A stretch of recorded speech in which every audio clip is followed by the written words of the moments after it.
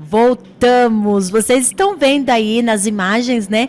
Como a festa está linda, cheia, uma festa muito boa, muito deliciosa, festival, né? Parece mais um festival do que uma festa. E nós estamos aqui com mais um Babalorixá, e esse é de Oxoguian. Nós vamos falar com ele, qual é a emoção que ele está sentindo de estar aqui com o Babá Kabila. Boa noite, pai, sua bênção.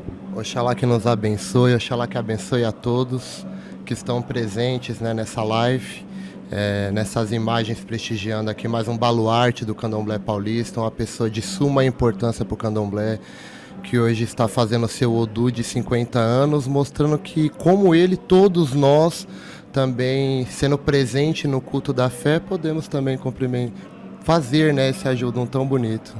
Que lindo, como ele fala bonito.